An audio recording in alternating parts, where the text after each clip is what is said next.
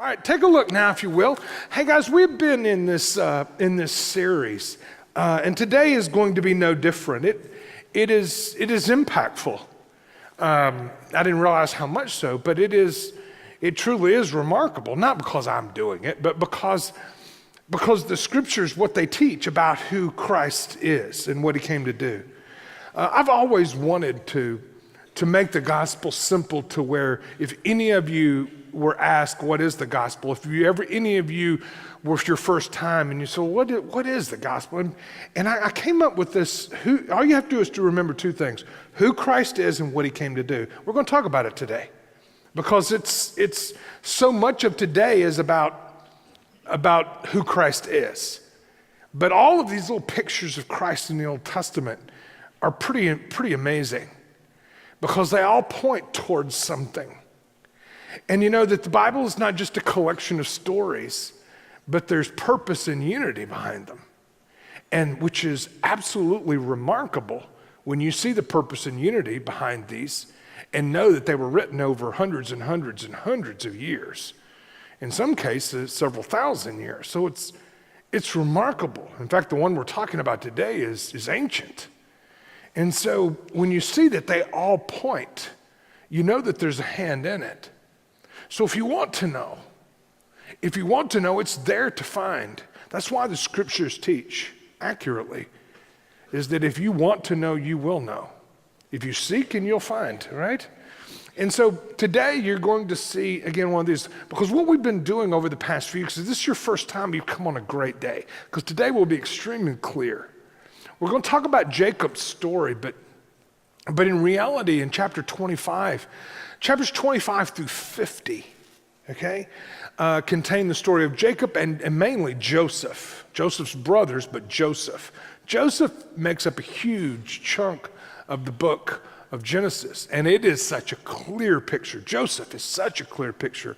In fact, I don't know that there's a clearer picture in all the scriptures, especially how comprehensive it is. We're going to talk about that next week. But these 25 chapters, half of the book of Genesis is dedicated to Jacob and Joseph, basically. And so you're going to hear this picture today from Jacob's life. And I'm not going to share a whole lot of other stuff around it. I'm just going to skip straight to the picture of Christ in the Old Testament. And there'll be a few things we talk about. But we've been talking about these over the weeks. And it seems like every picture of Christ has a different, it all says the same thing. And what is it that it says? It says that there's some sort of sin, some sort of, that's represented in some sort of way. Like last week, the sin was represented in an illness. Either way, you know, one week was the snake bite, right? Whatever it is, there's this picture of sin and consequences that come from it, right? Sin, consequences are judgment, right? God provides a way through his grace. We have to trust in his provision, right? And then a changed life. Guys, it seems like it, in one way or another, it has followed that every week. The first week we talked about Noah and the boat, right? And you have this picture of Christ being a picture of Christ, this boat, which in the water represents judgment, right? And then you have this boat that carries you through judgment that saved Noah's family, all right? For those of you who have ears to hear. We talked about Abraham and Isaac. The nuance of that particular picture is that Abraham gives us a picture into the Father, right? Sacrificing his son. So it makes John 3:16 come alive. For God so loved you that he gave his only son. So you have that picture of Christ of being Isaac, Abraham and Isaac. Just a few weeks ago, we talked about the snake on the pole on Easter, right? You know, Jesus alluded to that, talked about it. Just look. That's the snake bite one there. Last week was as clear as it came to. You had the leprosy, right? Naaman, and a malady that was deadly, right? And then, so he had a death sentence on his life. God provided a way. But I found it interesting because last week, the nuance of last week is that there was a little Jewish girl, because Naaman would have never known that there was hope if this little girl hadn't told him. He'd have never known. He'd have died in his disease. But she told him. She said, hey, listen, I know where this can happen. And so she sent him to Elisha. And then if you remember last week, Elisha gave him these things to do, you know, go dip in the Jordan, you know. And basically, why did he do that? Why didn't he just Heal him. Because there's a picture. God's painting these pictures. And so Naaman went through this crisis of belief. We talked about it last week. There was a real movement last week in our hearts to understand who God is when he's doing it. It's going to be the same today. You're going to have this exact same picture. It's just going to be a different story. That's why we call these pictures of Christ in the Old Testament, because every one of them have to do with who Christ is or what he came to do, or both. Because guys, I just want you to know, I promise you, I will never strong arm anyone. I promise you, I'll never even try to talk you into it. Because I have found that if I can talk you into it, somebody else will talk you out of it. But if God opens your eyes and lets you see it, as you're going to see today, the nuance of today is opening eyes. God opening someone's eyes and letting them see. And then the decision's yours. But it's an amazing thing, this thing called the gospel. It has been changing lives down through the centuries because people have, number one, had their eyes open, but they've wanted to know. And the great promise, and I don't know how that works, but the great promise in the scriptures that if you want to know, God will make sure you see it, right? He'll open your eyes and let you see it. The great question is, do you want to know? I don't know. So anyway, so we got to move on. No, by the way, I need to go ahead and tell you this, all right? The allergies, all right, have been dying, all right? Today's better, all right? But the last 3 weeks where it's been 10, right? Okay, I've been dying. I'm not dying today, all right? But if I do, it may sound different. I just want to go ahead and tell you, all right? And lozenges and all that really don't help. It just makes it worse, all right? Especially with me, with allergies. So just so you understand, all right? I'm not going to die, I'm fine. All right, here we go.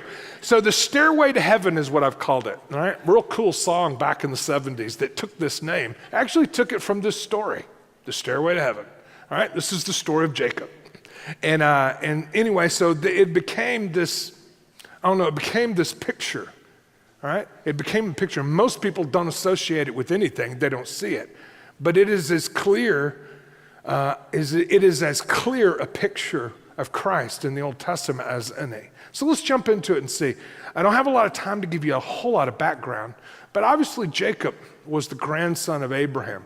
Take a look in Genesis chapter 29 and verse 25 and verse 19. It says, these are generations of Isaac, Abraham's son. Okay?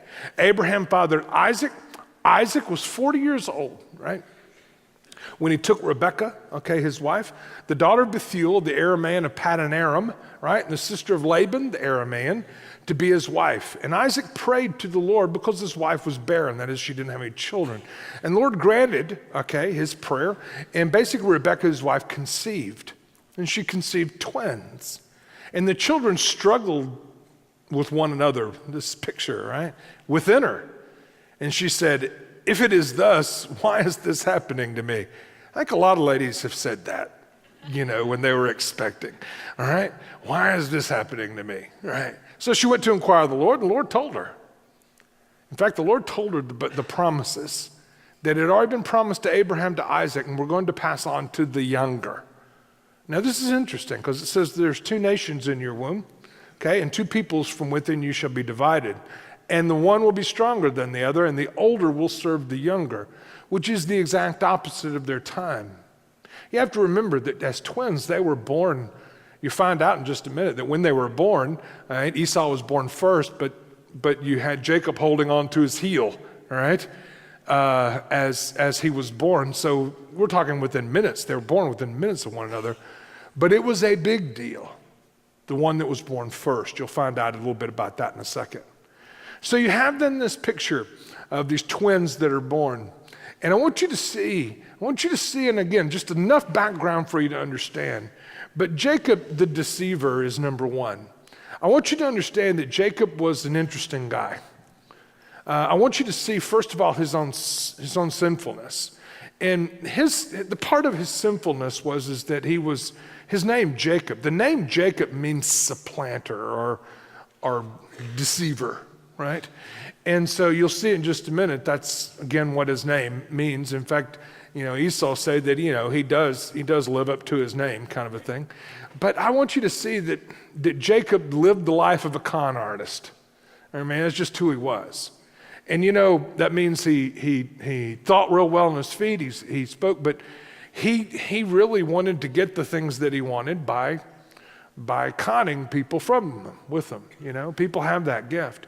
The problem with being a deceiver or a manipulator or a con artist is that there's always consequences that come with it, and we know it to be the truth. You do realize that people don't like being conned, all right? So you're going to develop a whole lot of enemies in your lifetime if you're a con artist, all right? And then number two, there's always a payment, all right? Lack of trust, lack of all kinds of things.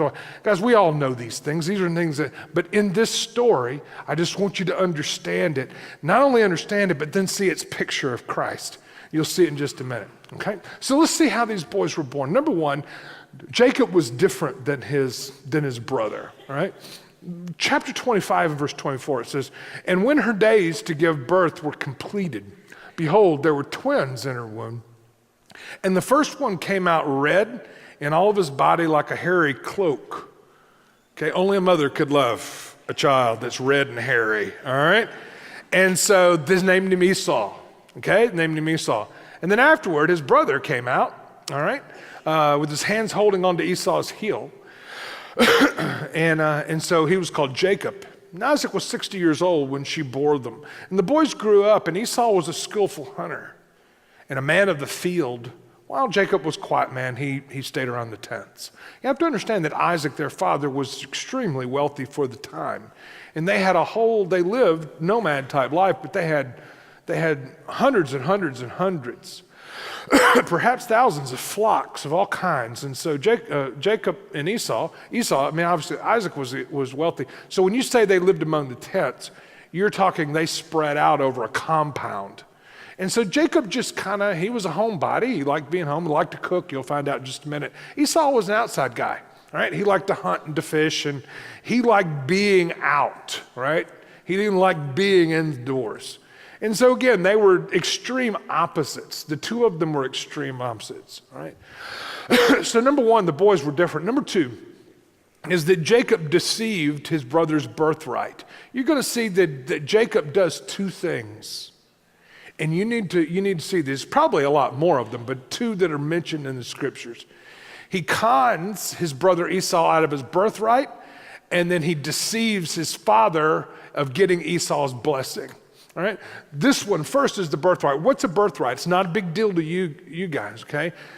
What number you were born, okay? Birth order means nothing in our culture, but it meant everything in this one. The firstborn was considered the leader of the family, clan, whatever you want to call it. That's just the way it was. It's kind of like monarchs who the firstborn son for a while is born and was going to be the next king. So it was always a birth order thing. So therefore, since Esau was born first, he was the one in charge, who was going to be the one who was in charge. And since they lived this existence of family compounds kind of thing, that he was going to be in charge, and he would basically inherit a double portion. That is, he would get the most and be in charge. All right? Well, Jacob wanted it. You got it? You can understand with all of it, he wanted it. He wanted what Esau had. And he'd already been promised, because Rebekah, God had promised his mother that the younger is going to receive the promises. But see, Jacob didn't trust God. He trusted in his own conniving ways. I'm going to get what I want any way I want and get it how I know to get it. And so what he did was, chapter 25 and verse 29, it says, once when Jacob was cooking stew, it says that Esau came in from the field and he was exhausted. Blood sugar's low, he's been gone, right? And he walks in, and Esau said to Jacob, hey, can I have some of the red stew that you've been making? For I'm exhausted. And he goes, and therefore his name was called Edom. The Edomites, you'll read about them in the rest of the Bible. I want you to understand they were direct descendants from Esau here. They were a sworn enemy of Israel, as you see later. Again, these are just things, as you read the scriptures, it just helps you to see how it all connects together, right? And Jacob said to him, hey, listen, I'll give you all that you want to eat if you'll give me your birthright, right? And then Esau said to him, well, I'm about to die. In other words, I'm starving, right? I don't care. You see, a lot of people look at this and say, I can't believe that Esau would do something so stupid. But remember this, right? When you're a guy like Esau, I've known guys like this all my life. In fact, I wonder if I wasn't maybe kind of like that younger. When you're younger, things don't seem real important to you, right? I call it being young and stupid, all right? I'm not saying all of you there, but I was there. And some of you may agree that that's where you were also, all right? But he didn't care as long as he could hunt and fish. Know any guys like that? As long as I can hunt and fish, they don't care, right? Yeah, So he just didn't care. He didn't even want it. Why? He was thinking to himself, why do I want to be saddled, sticking here and having to be in charge and run everything? And I don't care about any of that. I've never cared about any of that. Sure, yeah, just give me something to eat. I don't care. So he gives it to him. But he's tricked out of it, right? He's tricked out of it by his brother, right? Swear to me now. So he swore and he sold his birthright to Jacob for a bowl of stew, right? A couple of pieces of bread maybe, right? And he ate it and drank and he rose and he went his way. And thus Esau despised his own birthright. I think that's interesting, right? Number 3 is that he deceived to get his father's blessing. This is found in chapter 27. Now, I'm not going to read all of this. I did it in earlier services, and I'm just going to tell you the story, but it's all found there if you want to, all right? Their father, Isaac, is about to die. And so it was the custom of the time for the father to give blessings, right? Blessings to his children. In fact, you'll see the one that Jacob gave his children in chapter 49 and 50 of Genesis. It's pretty amazing, to be honest, pretty prophetic when I look at it. But in this particular case, it's just a blessing that the father gives. And so basically, Jacob wanted it. And Rebekah, all right, Jacob's mother, wanted Jacob to have it. So the two of them planned this scheme, right? So Esau goes off hunting to come up with a meal to feed his father to get the blessing. And and Rebekah goes in and makes the meal in her case, and she sends in Jacob with it. And basically he goes in and Isaac is blind, or at least mostly blind. And he hears a voice. He says, that doesn't sound like him. He says, come close. And they'd put animal skins on him to make him feel hairy, right? I mean, my goodness, if you can fool somebody with animal skins, what must have Esau been like, right? But anyway, he was fooled, and so what happened is the father, Isaac, gave the blessing to Jacob, right? And you can read all about it in there. It's interesting. But the problem came here is that, Jacob did. Jacob got what he wanted, right?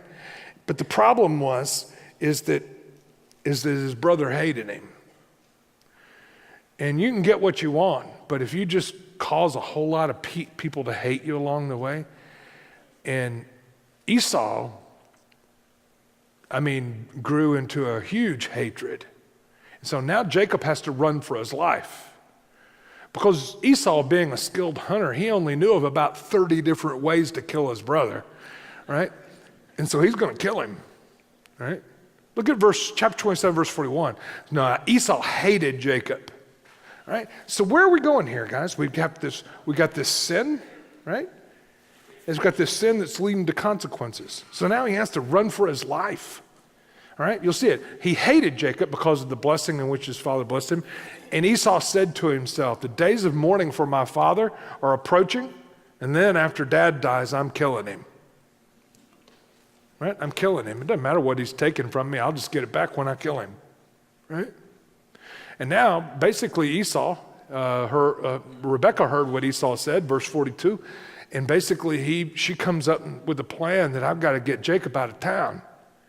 And so she sends him to her brother, and she cooks up this plan. You go, and I'll cover for you here. And they concoct this little plan, with Isaac, to send Jacob away. But in reality, he's running because Esau is going to kill him. All right? And look at verse 42. This is really an interesting verse. This is what Rebekah was saying. This is what Esau said. He says, "Behold, your brother Esau comforts himself, all right, about you by planning to kill you." Okay. So he is so angry that the only way he can calm down is to visualize how he's going to do it. Right? So we're talking about a guy. Jacob now has this death sentence on his life. All right. So we go from deception and consequences to his own sin and the consequences of his sin. All right. So let's take a look at it now. All right. Number one's the deceiver. Number two's the sinner. There are three things underneath this. All right. I want you to see that obviously he may know about God, but he doesn't know God. I know what that's like because that's where I was. That's where a lot of people, I think, are. They know about God, but they don't know him. You see, what Christ came to do, not just who he was, but what he came to do was to make a relationship with God who created you possible. You can know about God and not know him. And believe it or not, even Jacob at this point, he's not a believer, right? He's an unconverted man, is from what we would say. All right, let's take a look now in in this and see. Obviously, under this Jacob the sinner. Take a look in three things I want you to see. Let's go ahead and tell you all three of them. Number one's darkness. This is a little symbolic here. There's darkness, desert, and death. All right. In the darkness, he runs for his life and he has to escape through the desert. But he's outside for the first time. Right. My bet is that Jacob's never spent a day outside in his life or spent a night outside in his life. And so he's got to be freaked out. But here he was, this son of this extremely wealthy person, and now he's running for his life across the desert, out in the darkness by himself, in the desert, right? Because the sun had set. And what did it say? He came to a certain place and stayed the night. And because the sun had set, he set one of the stones in place, right? And he put it under his head to lay down. So he used a rock for a pillow. Right? And he laid down that place to sleep. Number three, he had a death sentence. The reason he was there, because of his own sin, the consequences that came from it, was now he had a death sentence on his life, and he's living out by himself, right? Running for his life. As you see these two, again, for those of you who have ears to hear, we're going to put these all together in just a second. But that's a great picture, right? That is a great picture of what's going to happen to him, right? And the understanding of what those things mean. Okay, so we have then the sinner, the darkness and the desert and the death, and let's take a look now, if you will. All right, at number three, I'm going to go ahead and call this something different. Right, we have the deceiver, right, the sinner. We have the consequences of it. Death sentence on his life. He's running for his life. Those type things. But number three, I want you to see here is what I'm going to call. I'm going to call the Jesus, the Savior. And now you'll understand, I'm going ahead and jumping ahead because we get right to the meat of the story. This is what I want to share with you. We've already taken the time now to explain enough to you to understand who Jacob is. All right? Jacob is a con. He's a deceiver. His own sinfulness has led to his own consequences. And by the way, let me just go ahead and tell you this. So many times, in our culture, this is really tough on some people, is that they're blind to themselves. Jacob probably in this particular case was blaming Esau for wanting to kill him. But a lot of times the consequences that come into our life, a lot of people don't like to hear this, but it is the truth. A lot of times people don't realize the consequences that are in their life are directly caused by the choices they've made. It takes a wise person to be able to connect your choices with your consequences. Why? Because we're real good about blaming everybody else. And I have found that until a person can see that their own choices were the cause, they will never go to who God is and what they need. Does that make sense? This is an incredible thing. I know it's a painful thing. I'm not trying to condemn anyone because everybody in the room, okay, has had consequences for choices they've made, right? But when you can connect them, wisdom starts to take over, and then you'll start looking for the answers. It's an incredible thing, but until you see it, as long as it's everybody else's fault and never your fault, then you're never going to see your need for what God did for you. Amazing thing. So this thing called Jesus the Savior, as he falls asleep that night on the rock, right, with his head on a stone, he has a dream, and in this dream, there's this ladder. We'll read about it in just a minute. And the old King James calls it a stairway that reaches up to heaven. Some translate it, in fact, the one that we're going to use today just translates it ladder. Either one is fine, okay? But here's the picture, all right? And this is where I want us to take most of our time, and I want you to kind of zone in here with me. It's pretty neat. All right, number one, underneath that, is the reach of the ladder, okay? The reach of the ladder. Let's take a look at the dream that he had. There's not much to it. Right? Take a look now, if you will, under the reach of the ladder. Take a look now, if you will, in chapter 28 and verse 10. It says that Jacob left Beersheba and he went toward Haran. And he came to a certain place and stayed there that night because the sun had set. And taking one of the stones of the place, he put it under his head and lay down that place to sleep. Look at verse 12. And he dreamed, and behold, there was a ladder set up on the earth, and the top of it reached to heaven. Okay, so what does this mean? What's the big deal about this dream that he had? There's a ladder, okay? And he said this, and behold, don't miss this. And behold, the angels of God, I want you to remember this phraseology here. The angels of God were ascending and descending on it. Okay, so we have this ladder. Now, again, I love illustrating the obvious. I just do. Because sometimes when it's so obvious, we don't stop long enough to say, oh yeah, that is what that means. All right? And that's why I call this the reach of the ladder. Because the purpose of a ladder is to allow you, this is obvious, is to allow you to reach something that you couldn't reach on your own. For those of you who have ears to hear.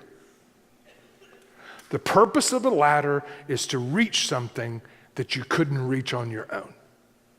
So you have then this man who, by his own sinfulness, is running for his life. He's got a death sentence on his life. And out in the middle of the desert at nighttime, he has a dream. And God actually shows him in this dream a ladder, okay? And the reach of it goes from earth to heaven. So this ladder, okay, is what allows you to reach to who God is, all right, from where you are. It's part of God's plan. It's being revealed here, and he doesn't even realize it yet.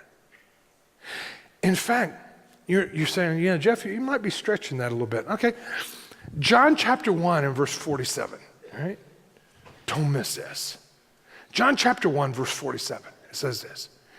Jesus was picking his disciples, and he saw Nathanael, who's pretty obscure, other than this little story. But he was one he was going to choose as one of his 12.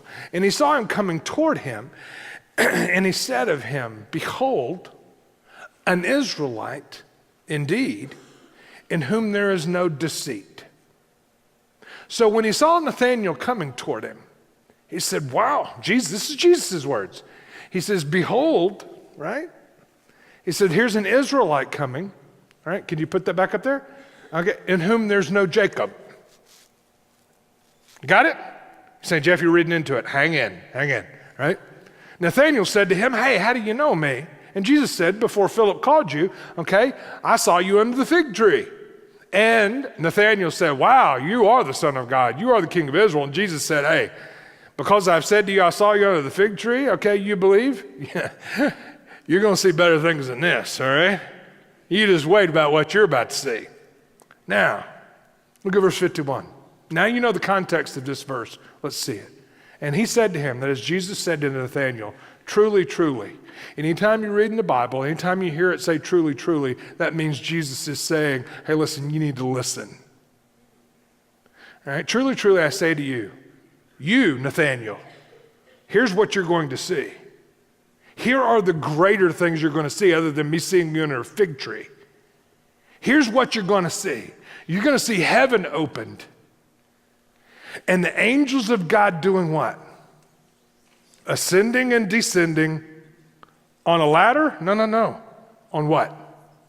On the Son of Man, on Jesus himself. Oh, so in Jacob's dream, Jesus is the ladder. Oh, for those of you who have ears to hear. Okay? So Jesus then tells us and tells Nathanael. And I think Nathanael probably picked up on this because Jewish people were very diligent in their study of the scriptures, but also to make sure that their children knew what it was. I think he knew this ascending and descending for the angels was a picture. And all of them knew the story of Jacob. Because at this particular case, I hope you do remember this. If you don't, this will help you. Jacob's life is changed. And eventually God changes Jacob's name to Israel.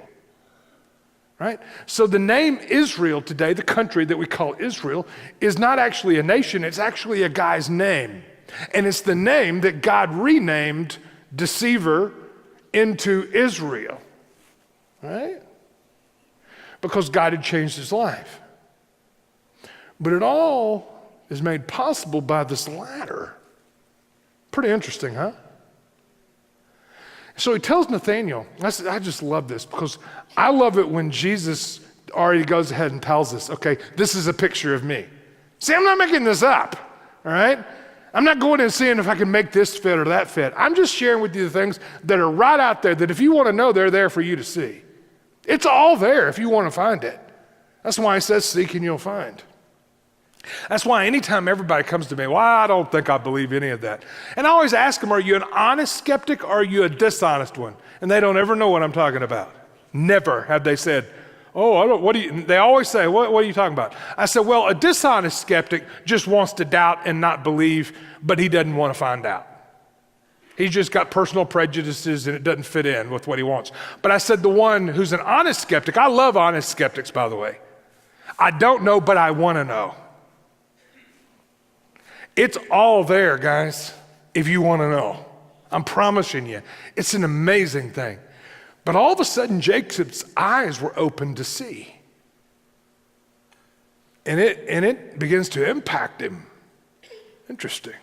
But back to the reach of the ladder, okay? Back to the reach of the ladder. All right, let's go ahead, yeah. Hey, I want you to give Kyle Bell an applause up there. He's assisting me in the catwalk. All right.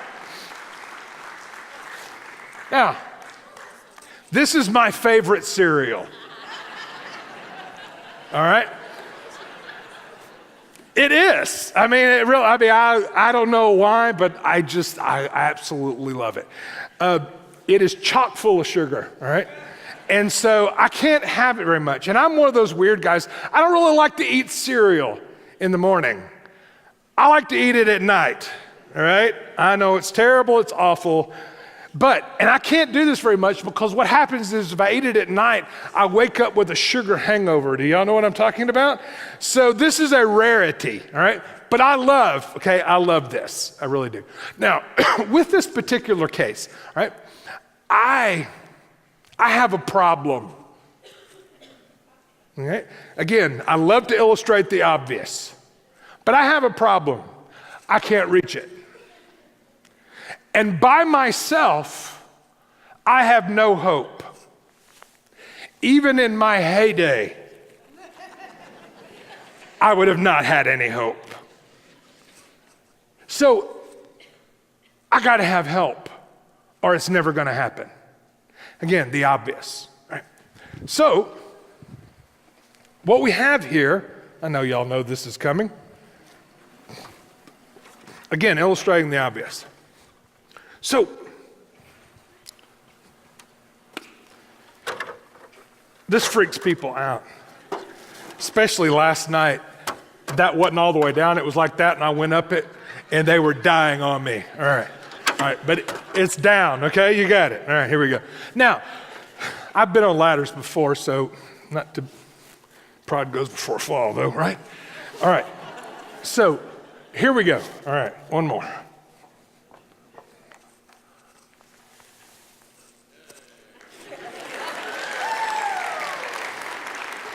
Okay, now, just for sake, okay?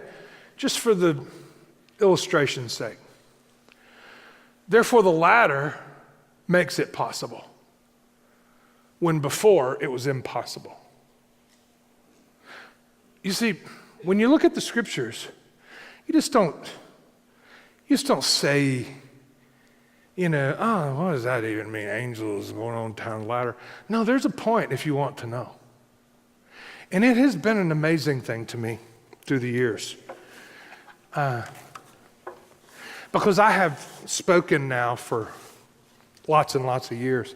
And it still amazes me to look out. And some are like, wow, and they see it.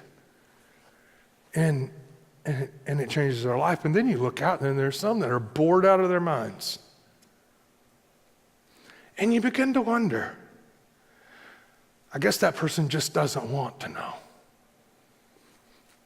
Right? I guess they just don't want to know. But that's the gospel. You see, guys, it's a responsibility to share. And then the rest is your decision of what you're going to put your faith and trust in. So we have the reach of the ladder, we have the reliability of the ladder, right? Let's take a look at what it did, right? Verse 13, it says, behold, the Lord stood above it. Okay, and this is what happened. Therefore, the Lord was up where the ladder went to, right? And he said, I am the Lord, the God of Abraham, your father, and the God of Isaac. The land on which you lie, I will give to you and your offspring. So God made promises. Okay? God made promises to Abraham, which passed on to Isaac. Now they're passing on to Jacob and reaffirmed that the land on which he is, that's going to be theirs. Okay? Have you ever wondered why they call it the promised land? Because it was a land that was promised. Okay? Again, I love the obvious. But we can get to think, it's like land of lakes. I remember saying that to a bunch of kids one time. I said, it means the land of a lot of lakes. And they go, oh, that is what that means. You don't think about it when all you've ever known it is land of lakes, right? Promised land is just a land that's promised. God promised Abraham, which went to Isaac, and God makes a promise here to Jacob, right? But also the resources of the ladder. You have angels going up and down it. Angels are ministering services. Guys, there's just not a lot more time that I can go into all of these things and share with you every little thing, because my purpose today is pictures of Christ in the Old Testament. But the resources of the ladder and what it provides for you, it's more than Cinnamon Toast Crunch, right? It's the picture, right, of provisions that are yours because of the promises that are made to you. It's pretty neat, right? So the resources that come from the ladder, right? So you have the reach, you have the reliability, and you have the resources of it. So let me share with you one other quick thing, and then I'm about to be done. But I want you to see that there are 4 ways, got to go through these quickly, that this ladder represents Christ. In fact, Jesus himself said it represented him. There are 4 ways. Number 1 is that the ladder brings God's promises. Therefore, it's the reach. Okay? It brings God's promises. So not just in Jacob's life, it was going to bring the God's promises, obviously, of them as a nation and the land on which he is, and those, that look at the skies. Remember to Abraham? And if you can count the number of stars, that'll be your descendants, that kind of stuff, right? But when you think about Christ, when he's saying, that's me, God's promises to you are made possible because of who Christ is. Who is Christ? He's the ladder. He's what makes reaching God possible, right? So who he is and what he came to do are represented right here. It's pretty cool if you have the eyes to see and you want to know, all right? So the ladder brings God's promises. Number two, the ladder brings God's presence.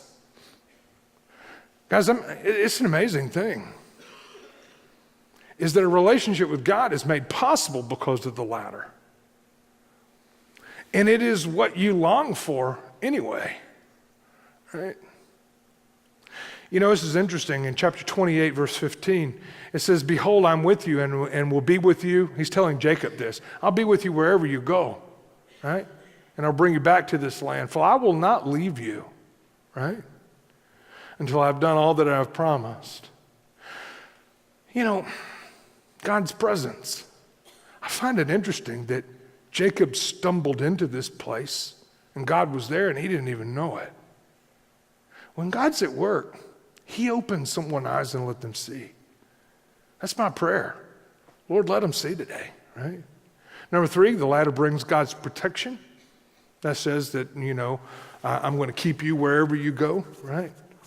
And again, the parallels you need to make on your own. Number four is that the ladder brings purpose, God's purpose, into your life.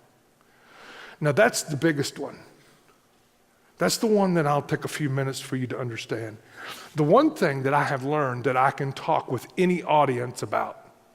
It doesn't matter if you're a believer today, it doesn't matter if you're an unbeliever, it doesn't matter if you're an atheist, it doesn't matter if you live in another country around the world. There's one thing I can always talk to you about that everyone relates to, and it's the idea of purpose.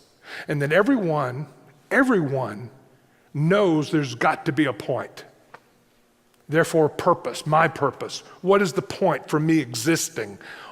Why this, why that? And we have all these questions. Now, whether you ever get there or not, I don't know. But people are on a constant quest to fulfill some sort of a purpose or a want, all right? You know, is my purpose is my purpose to be happy? Is my purpose family? Is my purpose having lots of friends? Is my purpose success? Is my purpose having a lot of stuff? Is my purpose, what is it? And you find out, why is it that this life can feel so hollow no matter what you accomplish? Everybody in the world, wherever I've been, all over the world, relates to that statement. What's the point? What's the point? And how is it that sometimes the most successful people are the most empty people? How come is it, when I used to do chapels for the NFL, how come is it these athletes who are the most elite of all the athletes, you'd think they'd be the happiest, even when they win, and yet there's always a huge emptiness that follows it. Oh yeah, it's cool at the beginning, but why is it that it drains off? Because you were created for more than this world can offer you.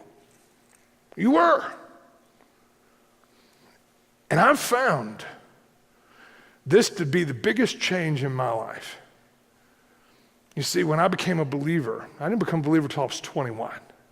Biggest change in my life was all of a sudden purpose sprung alive inside of me. I had a reason for existing. I had a reason for being who I was. Why? Because you see, God created every one of you, right? To have a relationship with him. You were created with that. And the ladder restores that, right? And I'm telling you, when that happens, for me, that was probably the single biggest change in my life. Point and purpose. I remember in school, I hated, this sounds terrible because we have educators in the room, but I hated school. And for me, it didn't fit into the plan of what I thought I wanted to do. But you know, after I became a believer, and all of a sudden saw purpose, I actually became a pretty good student. Isn't that weird? And it's just something about it when it sprung to life, right? Purpose. So the ladder brings purpose. So pretty neat when you look at the ladder. Number 4, and finally, is his salvation. Jacob's life changes. Jacob he knows a lot about God, because how can you live with Abraham and Isaac and not know a lot about God, right? And he knows even some of God's word, right? But he's not a believer. He's clueless. He stumbles into this place. God's presence is there and he doesn't even know it, right? He's unaware. But God lets him see. Guys, I don't know how that happens, or why it happens, or when it happens. I don't get it. But when he opens his eyes, when they go, oh my goodness, that is it. It can be a little overwhelming, right, when it happens to you. Number one, he became conscious of God. That's the first thing happened to Jacob in this place. And it says, then Jacob awoke from the sleep. And he was like, boy, surely the Lord was in this place and I didn't even know it. I was clueless. Clueless, absolutely clueless. It was right in front of me and I was clueless. That means his eyes were open. It's an incredible picture. But guys, I understand it. I grew up in church. I was in my church all my life and never got any of it. Yeah, I understood it. All right. And he was afraid. He said, how awesome is this place? Okay, this is none other than the house of God. He calls it the house of God, the gate of heaven. You could see the gate, ladder, stairway, whatever you want to call it. It's the picture. Why does Jesus sometimes say that I am the door? Well, it makes sense. Entrance into another place. You can't get through there except by the door. I mean, Christ had all these analogies, but this one, which its derivative is used many times. The bridge illustration, right? You have the two cliffs, if we've ever shared our faith, we've used the bridge. But the bridge illustration is the same thing, right? They're all pictures of the same thing.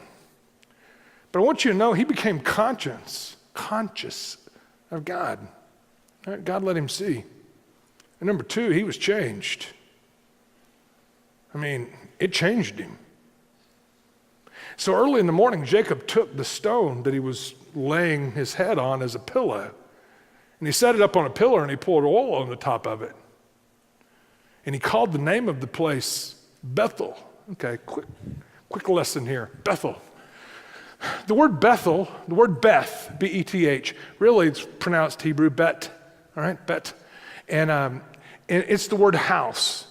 Like when you hear the word Bethlehem, all right, the word Beth is house and Lechem is bread. So all Bethlehem means is the house of bread. Isn't that exciting?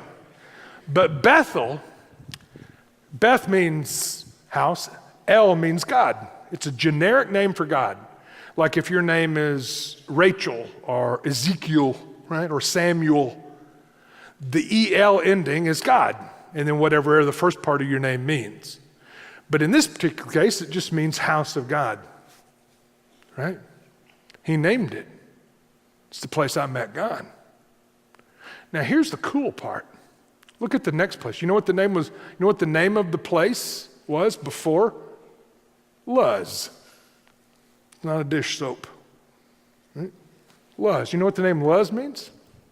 Separation. Right? This is a place where I went from being separated from God to being his. You hear what he's saying? This place. This place. And this place always held a special place for him. In fact, he renamed it later to El Bethel, not just the house of God, but the God of the house of God. Pretty interesting. But guys, for those of us who and we're not talking about being religious here, okay? We're talking about because if God makes a difference, there is a difference made. And for me, I remember it. My Bethel. Do you have a Bethel experience? Therefore, a place where I became conscious, okay, that not only there was a God, but that he was personal, right? And after that, have you ever understood? And it's amazing anyway. But for me, I was there just this past week. There's on Interstate 40, believe it or not, just between Memphis and Nashville, just past Brownsville, Tennessee. I remember being in the car, And I didn't know what to say, but I just said, Lord, I don't care if I live 20 more minutes or 20 more years. Why did I say that? I think the reason I said that, I knew the way I was living at that time, I wasn't going to live that long. So I said, Lord, if I live 20 more minutes or 20 more years, they're yours. But I was never the same, right? It was a place of change for me. And every time I pass that spot on the interstate, I think about it. When I was 21 years old, right? And God allowed me to see some things. I'd been in a service before that. It was a Sunday night, late Sunday night. And it was a Bethel experience for me, right? So when you put these parallels together, it is remarkable, right? And we'll keep doing this for a couple more weeks because I want you to see it. And the greatest thing is that last week, so many of you, right? So many of you put your faith and trust in Christ. So last week is a Bethel experience for you. Let me just remind you and to share with you to make sure. We've got some neat things coming up, but remember, one step of faith always leads to a lot more. It's just the first one. And so we have some neat things coming up. One in particular is we have a class for you to be a part of. And make sure that you go. I've found that I'm not going to let anything keep me. Those who truly see it eventually don't ever let anything keep them from being and following who God is, right? So don't let anything keep you from those things. Also today, if you're not a believer, I've got to be done because I'm already past my time. But if you're not sure if you're a believer today, you see, guys, that's why I say every week, this is not a Baptist message or Catholic or Methodist. This is God's message. It's all over the Bible, right? It has nothing to do with denominations. It has to do with his message to you. So the great question for you is there a time in your life that you put your faith and trust in him? For Jacob, it was Bethel. For me, it was I-40. With a prayer that just said, Lord, I didn't have anybody with me. Lord, 20 more minutes or 20 more years, they're yours. And whatever that is for you. Guys, part of the reason we exist, a big part of the reason we exist is just to share people with that message, right? And if God opens your eyes and lets you see it, it's your choice to put your faith and trust in it or not. It's an amazing thing. So last week we did some different things. We're not going to do those this week because I'm way out of time. But I want you to understand this. I've already arranged for some folks up here. They're going to be up here every week, right? And as soon as the service is over, I'm going to have a word of prayer. And there'll be some folks down here afterwards that'd love to talk to you about it and pray with you. And I found that you will not leave if you want to know, right? Right? You will not leave if you want to know. I encourage you to come today. A lot of people did last week. And so give you that opportunity. It only takes a few minutes, but there's a lot of things that can happen in those. All right? All right. God bless you. God bless you. It's good to see you. Thank you for coming. Thank you for coming today.